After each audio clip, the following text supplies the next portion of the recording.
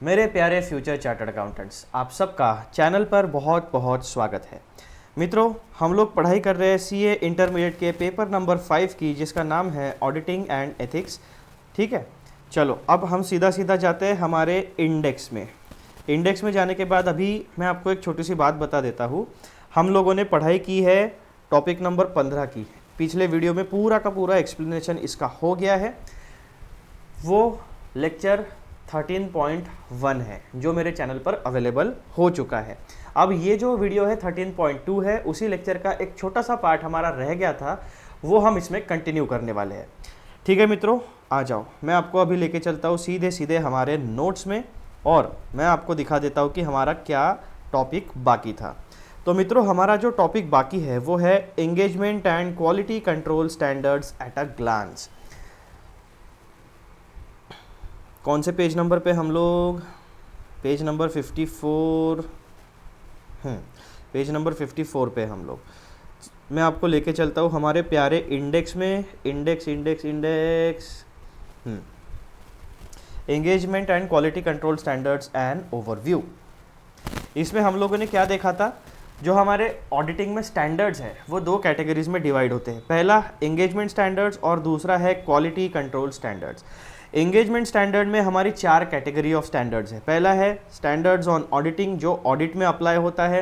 दूसरा है standards on review engagement, जो रिव्यू फाइनेंशियल इंफॉर्मेशन का जो रिव्यू करते हैं हम लोग, उसमें अप्लाई होते हैं। फिर तीसरी कैटेगरी में हमारे पास आते हैं स्टैंडर्ड्स ऑन एश्योरेंस एंगेजमेंट।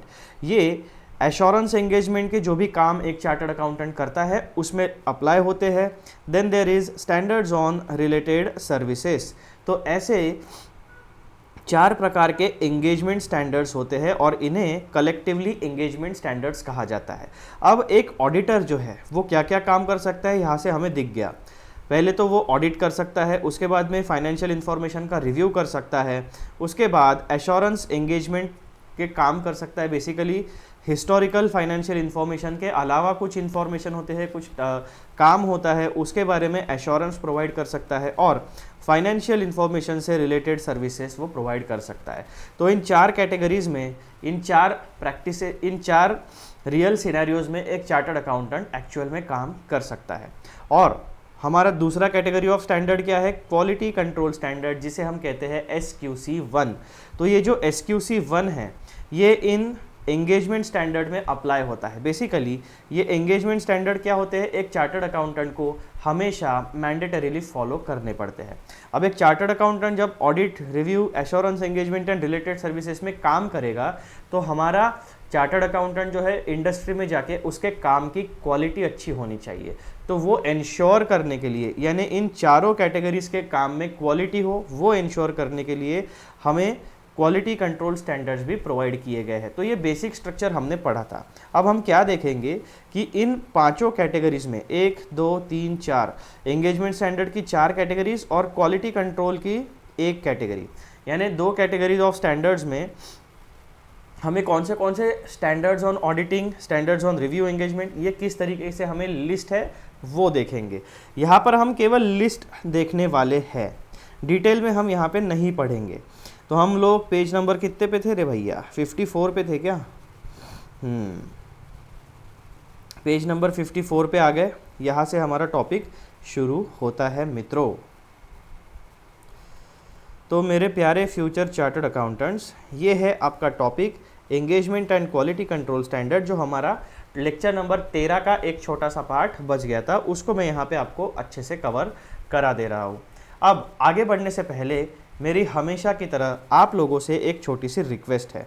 वो रिक्वेस्ट आपको पता है, वो रिक्वेस्ट क्या है कि ये जो चैनल है श्रीनिधि बोरीकर सीए इंटरमीडिएट, इसको आप यूट्यूब के ऊपर ढूंढिए, चैनल को सब्सक्राइब करिए, वीडियोस को देखिए, वीडियोस को लाइक करिए, शेयर करिए और कमेंट बॉक्स का यूज़, कंस्ट्रक्टिव यूज़ करिए। ठीक है, तो ये बेसिक चीज़ें मैंने आपके लिए बता दी। चैनल का नाम क्या है? Shrinidhi Borikar CA intermediate. यहाँ पे आपको सीए इंटरमीडिएट से रिलेटेड वीडियोस मिलने वाले हैं। फिलहाल हमने ऑडिटिंग एंड एथिक्स के वीडियोस आप लोगों के लिए अपलोड करना शुरू किया है। तो ये आपकी जिम्मेदारी बनती है, चैनल की ग्रोथ आप लोगों के ऊपर डिपेंड करती है। ठीक है, चलो वापस आते हैं हमारे पढ़ाई में। अब यहाँ पे आप देखो, सबसे पहले हम स्टैंडर्ड ऑन क्वालिटी कंट्रोल को निपटा देंगे क्योंकि उसमें केवल एक ही स्टैंडर्ड फिलहाल हमें पढ़ना है। तो जो दो कैटेगरीज है, एंगेजमेंट स्टैंडर्ड्स और क्वालिटी कंट्रोल स्टैंडर्ड, तो उसमें से जो क्वालिटी कंट्रोल स्टैंडर्ड वाली कैटेगरी है वो हम सबसे पहले निपटा लेंगे। स्टैंडर्ड्स ऑन क्वालिटी कंट्रोल, उसमें आपका केवल एक ही स्टैंडर्ड आता है जो है SQC1। यहाँ पे इसका नाम क्या है? Quality control for firms that perform audit and review of historical financial information and other assurance and related services. यानी ABCD जो 4 प्रकार के काम हमने एक चार्टर्ड अकाउंटेंट के देखे थे, उन चारों कैटेगरी के काम पे ये SQC1 हमेशा हमें फॉलो करना पड़ेगा।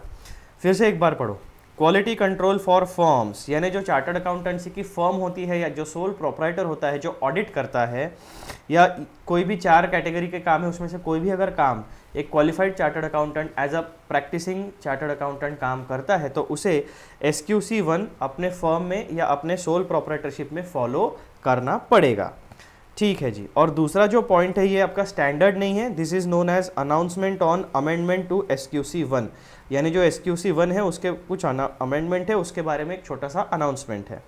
Retention period for engagement documentation that is working papers, तो इसमें आपको काम के दौरान जो आपके डॉक्यूमेंटेशन बनता है, जो ऑडिट एविडेंस तैयार होता है, जो आपका ऑडिट वर्किंग पेपर बनता है, उससे रिलेटेड एक छोटा सा अनाउंसमेंट है जिसे कहा जाता है, जिसका हेडिंग है, जिसका सब्जेक्ट है रिटेंशन पीरियड। यानी क्या होता है कि जैसे अभी 2024 में अगर कोई चार्टर्ड अकाउंटेंट किसी ऑडिट का काम, कोई ऑडिट का काम करता है, रिव्यू का काम करता है या फिर एश्योरेंस या रिलेटेड सर्विसेज प्रोवाइड करता है, तो ऐसे जब भी वो काम करेगा तो उसे अपने ऑडिट वर्किंग पेपर्स क्रिएट करने पड़ेंगे। दैट मीन्स 2024 में ऑडिट वर्किंग पेपर आपका क्रिएट हुआ। अब वो जो ऑडिट वर्किंग पेपर है वो आपको फिजिकल फॉर्मेट में या डिजिटल फॉर्मेट में 2024 से लेकर आगे कितने सालों तक अपने पास रखना है as an audit working paper, उसके बारे में वो प्रोविज़न आपको बताई गई है। क्यों? पहले क्या होता था, हम जो भी काम करते थे ऑडिट का, तो हमारा जो ऑडिट का वर्किंग पेपर है वो कम से कम 8 साल तक हमें मेंटेन करना पड़ता था, उसके बाद हम उसे डिस्कार्ड कर सकते थे।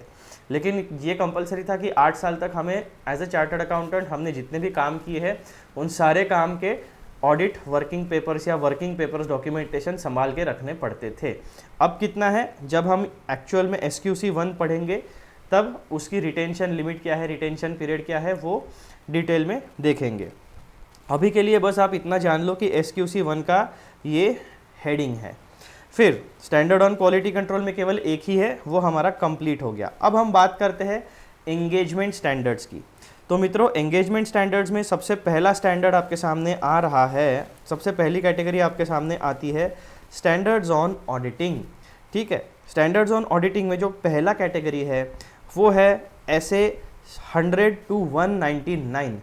ये कैटेगरी को कहा जाता है इंट्रोडक्टरी मैटर्स, और फिलहाल इसके अंदर जो लिस्ट ऑफ स्टैंडर्ड्स है वो हमारे प्यारे इंस्टीट्यूट के वेबसाइट पर अवेलेबल नहीं है। इसका मतलब क्या है, इसके बारे में मुझे भी जानकारी नहीं है, तो मैंने यहाँ पर वो फैक्ट आपको बता दिया है कि यहाँ पे केवल हमें ब्रॉड कैटेगरी दिखती है, लेकिन उसके अंदर जो स्टैंडर्ड्स ऑन ऑडिटिंग है वो हमारे प्यारे इंस्टीट्यूट के वेबसाइट पे अवेलेबल नहीं है, इसीलिए यहाँ पे आपको उसकी इन्फॉर्मेशन नहीं मिल रही। तो टेंशन लेने का नहीं, जो इंस्टीट्यूट के वेबसाइट पर नहीं है वो हम उसके बारे में ज़्यादा लोड नहीं लेंगे।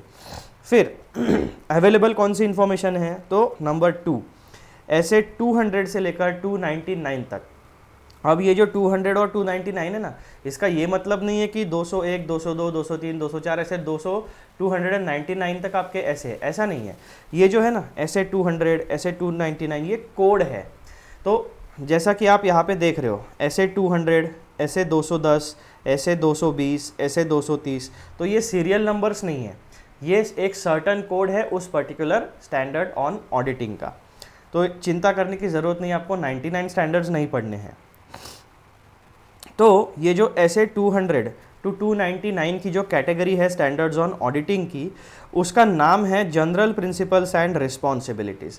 अब एक ऑडिटर को हमेशा ये ऐसे 200 टू ऐसे 299 जितने भी ऐसे इसमें होंगे, वो सारे के सारे जहाँ पे भी आपके ऑडिट के काम में, रिव्यू के काम में, एश्योरेंस के काम में, रिलेटेड सर्विसेज के काम में जहाँ पे भी अप्लाई होता है, वहाँ पर आपको इनमें से वो स्टैंडर्ड्स फॉलो करने पड़ेंगे। यानी रिलेवेंट स्टैंडर्ड, हमेशा हर एक स्टैंडर्ड अप्लाई होगा ऐसा नहीं है। आपके प्रोफेशनल सिनेरियो में जो स्टैंडर्ड्स अप्लाई होते हैं वो आपको मैंडेटरीली फॉलो करने पड़ेंगे। तो सबसे पहला जो स्टैंडर्ड है वो है एसए 200, जिसका नाम है overall objectives of the independent auditor and the conduct of an audit in accordance with standards on auditing. दूसरा ऐसे आपका है SA 210, agreeing the terms of audit engagement. तीसरा है SA 220, quality control for an audit of financial statements. SA 230 है आपका audit documentation. SA 240 है आपका the auditor's responsibilities relating to fraud in an audit of financial statements. कितने हो गए? 1 2 3 4 5। तो अभी तक 5 स्टैंडर्ड्स हमें इसकी सेकंड कैटेगरी में दिख गए। फिर नेक्स्ट जो है वो है SA 250, consideration of laws and regulations in an audit of financial statements. SA 260, this is a revise standard, communication with those charge with governance, basically management के साथ जो भी कम्युनिकेशन होता है वो। SA 265, communicating deficiencies in internal control to those charge with governance and management. SA 299, revised joint audit of financial statements. तो मित्रों ये है आपके एसए का कोड और ये होता है आपके स्टैंडर्ड ऑन ऑडिटिंग का हेडिंग। तो अभी जो हमने चैप्टर 1 पढ़ा है उसमें मेजरली एसए 200 के बारे में हमें थोड़ी बहुत जानकारी है, overall objective, scope of audit वगैरह क्या होता है, और ठीक है। तो ये बेसिक एसए 200 थोड़ा सा रिलेवेंस हमें दिखा। अब हम लोग क्या करने वाले हैं, हमारी पढ़ाई की स्टाइल, हमारा अप्रोच क्या होगा, हमारे इंस्टीट्यूट ने 2 हिसाब से हमें काम दिया है। पहला चैप्टर्स और दूसरा है ये स्टैंडर्ड्स की पढ़ाई। तो हमारे पास 2 प्रकार के स्टडी मटेरियल है, एक है चैप्टर्स, दूसरा है स्टैंडर्ड्स। तो हम सबसे पहले सारे के सारे चैप्टर्स पढ़ेंगे, उसके बाद एक लाइन से सारे के सारे स्टैंडर्ड्स की पढ़ाई करेंगे। दोनों को मिक्सअप नहीं करेंगे क्योंकि पढ़ाने में भी दिक्कत होती है, आपको समझने में भी दिक्कत होगी और टाइम भी बहुत जाएगा। ठीक है, तो पहले चैप्टर्स, उसके बाद में स्टैंडर्ड्स ऑन ऑडिटिंग या जो भी स्टैंडर्ड्स है उनकी पढ़ाई। तो मेरे प्यारे फ्यूचर चार्टर्ड अकाउंटेंट्स, कितने स्टैंडर्ड्स हो गए आपके सेकंड कैटेगरी में? ये वाली कैटेगरी में 1 2 3 4 5, उसके बाद में 6 7 8 9, यानी एसए 200 की जो कैटेगरी है ओवरऑल ऑब्जेक्टिव्स की, वहाँ पे आपको 9 स्टैंडर्ड्स पढ़ने हैं। और दूसरी उसके बाद की जो कैटेगरी है मित्रों, वो है आपकी एसए 300 से लेकर 499 तक के कोड है। इस कैटेगरी का नाम है risk assessment and response to assessed risk, यानी ऑडिट करते समय कुछ रिस्क होती है, ऑडिटर को अपने प्रोफेशनल जजमेंट से उस रिस्क को असेस करना होता है, यानी उसका अनुमान लगाना होता है। तो यहाँ पे कितने स्टैंडर्ड्स पढ़ने हैं मित्रों आपको ये वाली कैटेगरी में? 1 2 3 4 5 6, टोटल 6 स्टैंडर्ड्स है थर्ड कैटेगरी में। तो यहाँ पे देखो एसए 300 का नाम क्या है? Planning and audit of financial statements. दूसरा एसए 315 कौन सा है? Identifying and assessing the risk of material misstatement through understanding the entity and its environment. SA 320 क्या कहता है? Materiality in planning and performing an audit. SA 330 the auditor's responses to audit assessed risk. SA 402 audit considerations relating to an entity using a service organisation. SA 450 evaluation of miss statements identified during the audit. तो मित्रों ये जो category है number 3 पर, इसमें आपको 1 2 3 4 5 6, यहाँ पे 9 स्टैंडर्ड्स हो गए, यहाँ पे 6 स्टैंडर्ड्स हो गए। ठीक है, 9 और 6 कितना होता है? अभी तक 15 स्टैंडर्ड्स हमने उनके नाम और हेडिंग्स के बारे में जानकारी ली है। फिर नेक्स्ट कैटेगरी आती है आपकी मित्रों एसए 500 से लेकर 599 तक, जिसका नाम है ऑडिट एविडेंस। ऑडिट एविडेंस में कितनी चीज़ें पढ़नी है मित्रों हमें?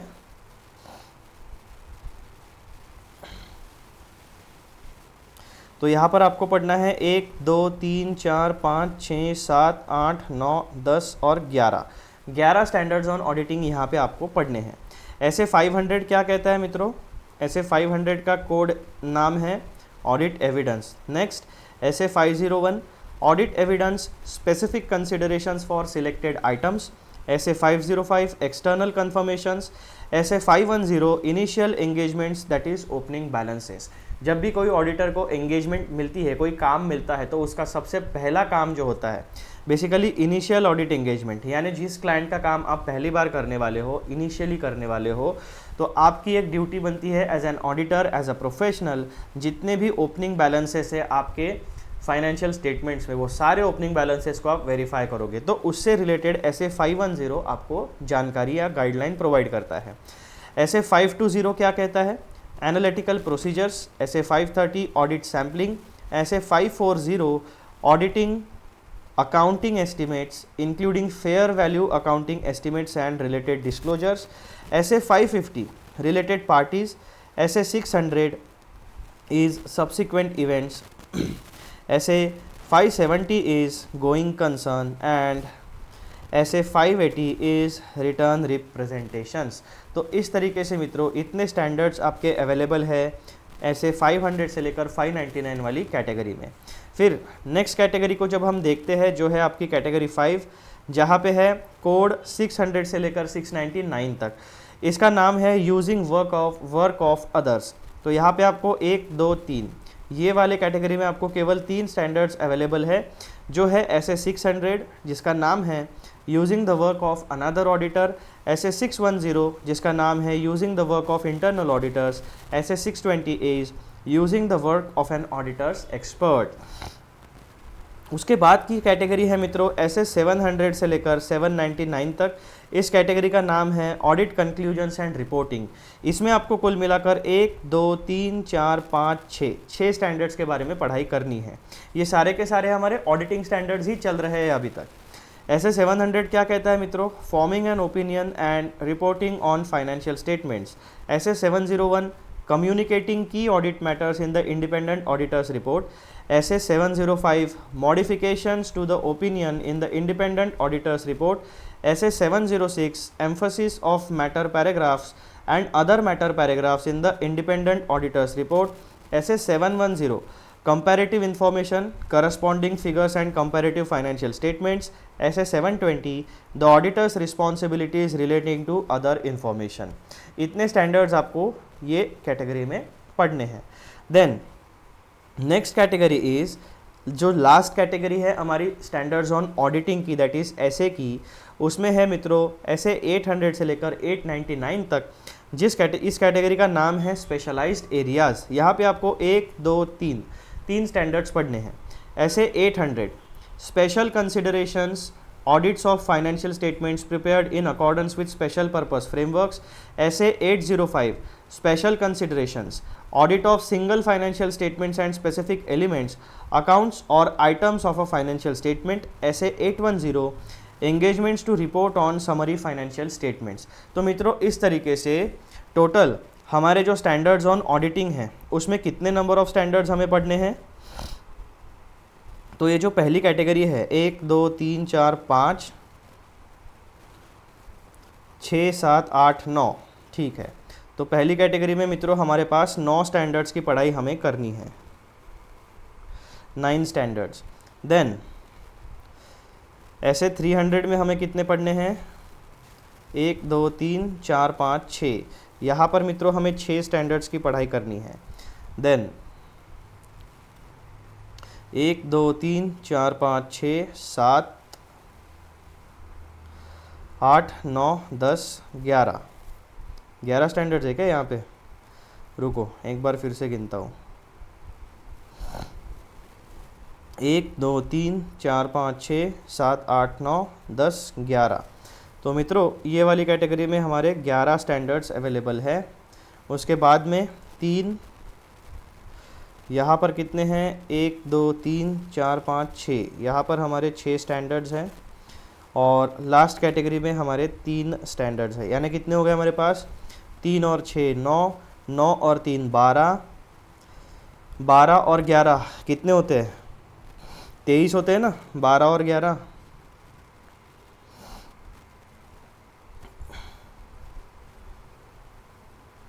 तीन 3 और 6 9, 9 और 3 12। अरे यार ये स्क्रॉल बराबर क्यों नहीं हो रहा है, रुको शांति से। तो मित्रों पहली कैटेगरी है हमारी 9 स्टैंडर्ड्स, ठीक है। उसके बाद 9 और 6 15, 15 और 11 कितने होते हैं 26, 26 में 3 मिला दो 29, 29 में 6 मिला दो 35, 35 में 3 मिला दो कितने हो गए 38।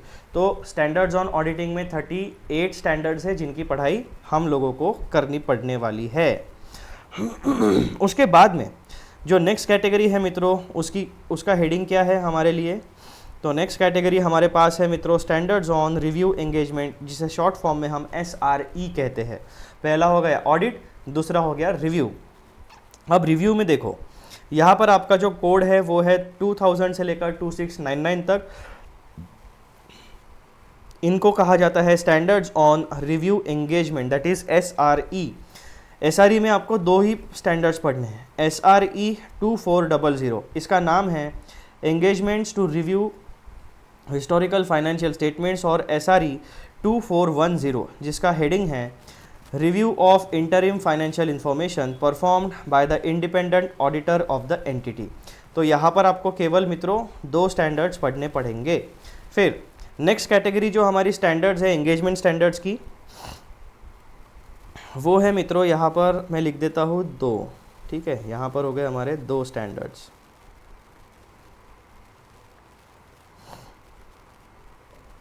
अब ये जो है नेक्स्ट कैटेगरी जो है हमारी वो है स्टैंडर्ड्स ऑन एश्योरेंस एंगेजमेंट। तो एश्योरेंस में हमारे पास क्या क्या चीज़ें हमें पढ़नी है।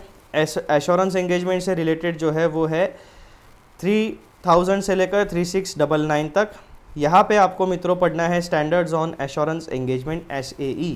सिमिलरली इसके बारे में भी जब मैंने इन्फॉर्मेशन निकालने की कोशिश की हमारे प्यारे इंस्टीट्यूट की वेबसाइट से, तो वहाँ पर भी इसमें कोई स्टैंडर्ड्स मुझे नहीं मिले। तो हम क्या करेंगे, इतना ही जानकारी हमारे लिए सफिशिएंट है इसके बारे में। फिर यहाँ पर हमारे पास दूसरा आता है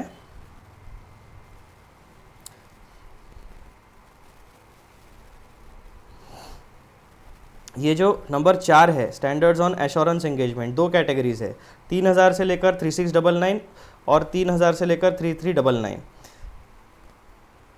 applicable to all assurance engagements, इसके बारे में भी हमारे पास कोई जानकारी इंस्टीट्यूट की वेबसाइट पर नहीं है। फिर तीसरी कैटेगरी जो है मित्रों उसके बारे में जानकारी है, उसका कोड है आपका 3400 से लेकर 3699 तक। ये है सब्जेक्ट स्पेसिफिक स्टैंडर्ड्स। तो सब्जेक्ट स्पेसिफिक स्टैंडर्ड्स हमारे सिलेबस में हमें पढ़ाई करते वक्त पढ़ेंगे। तो स्टैंडर्ड्स ऑन एश्योरेंस एंगेजमेंट 3400, इसका क्या नाम है, the examination of prospective financial information SAE 3402।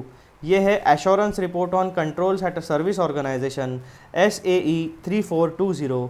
इसका नाम है assurance engagements to report on compilation of pro forma financial information included in prospectus. फिर जो हमारी आखिरी कैटेगरी आती है मित्रों वो है स्टैंडर्ड्स ऑन रिलेटेड सर्विसेज। अब स्टैंडर्ड्स ऑन रिलेटेड सर्विसेज में आपके कोड अवेलेबल है 4000 से लेकर 4699 तक। इसका हेडिंग है standards on related services, short form में हम इसे कहते हैं SRS। SRS 4400 में आपके लिए अवेलेबल है engagements to perform agreed upon procedures regarding financial information, and SRS 4410 में आपको पढ़ना है कंपाइलेशन एंगेजमेंट के बारे में स्टैंडर्ड्स। तो मित्रों इतने स्टैंडर्ड्स आप लोगों को आपकी पढ़ाई में पढ़ने हैं। यहाँ पे हो गए 2, यहाँ पे हो गए 3, 2। तो आप हिसाब लगा लेना वीडियो को आगे पीछे करके। हमारे स्टैंडर्ड्स ऑन ऑडिटिंग में 38 हो गए थे, फिर हम 38 में 2 मिला देते हैं तो कितने हो गए 40, 40 में 3 मिला दिए 43 और 2 मिला दिए 45। तो मित्रों कुल मिलाकर हमारी रिस्पॉन्सिबिलिटी क्या बनती है 45 स्टैंडर्ड्स हमें engagement and quality control standards, ये 45 हो गए। और इसमें 45 में जब आप और एक ऐड कर दोगे ये वाला स्टैंडर्ड SQC 1 तो आपके हो जाते हैं 46 स्टैंडर्ड्स। तो कुल मिलाकर engagement and quality control standards में आपको 46 स्टैंडर्ड्स की पढ़ाई करनी है।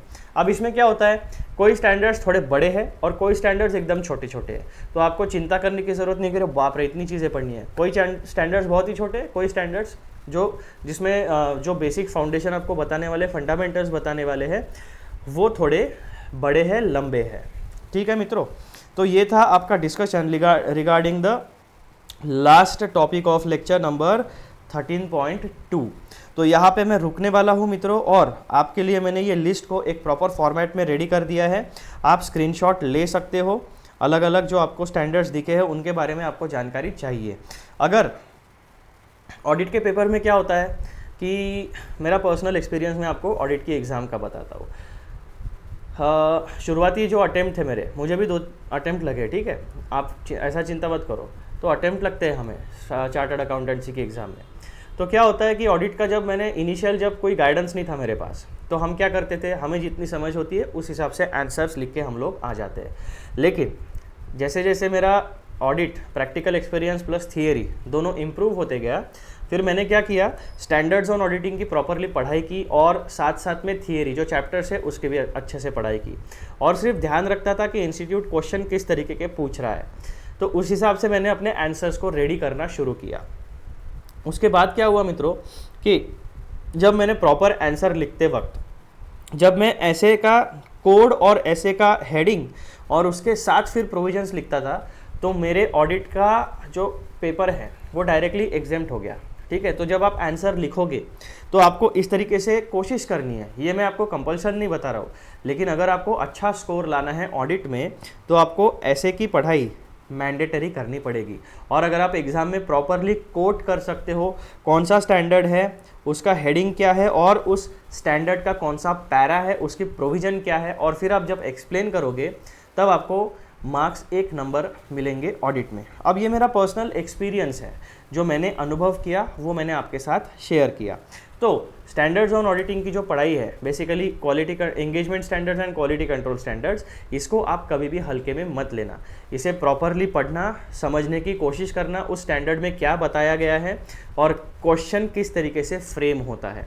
तो जितने इंपॉर्टेंट आपके लिए चैप्टर्स है उतने ही इंपॉर्टेंट आपके लिए engagement and quality control standards की पढ़ाई भी है, क्योंकि दोनों को मिला के हमारे ऑडिट का स्टडी मटेरियल बनता है।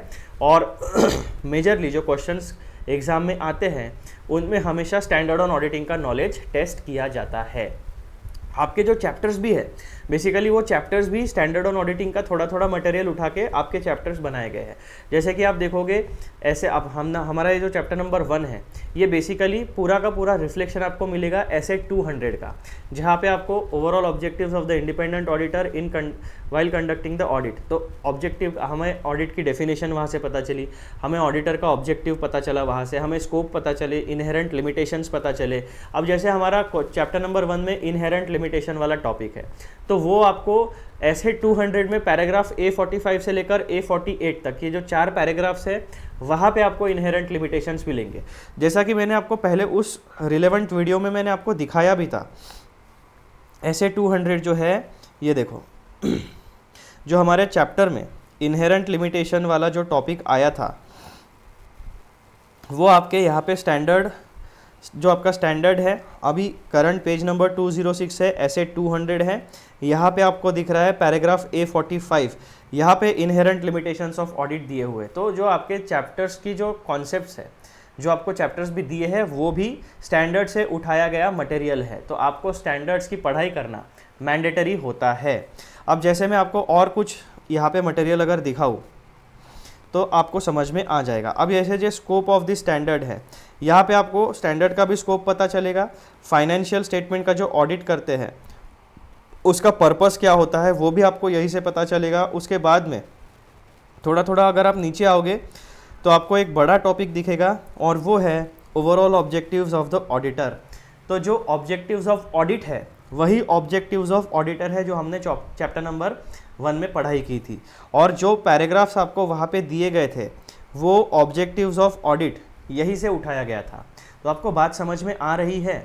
जैसे अगला चैप्टर जो हमारा है वो वहाँ पे हम लोग ऑडिट प्लानिंग के बारे में पढ़ाई करने वाले हैं। तो ऑडिट प्लानिंग के बारे में आपका जो स्टैंडर्ड ऑन ऑडिटिंग है वो रहने वाला है ऐसे 300।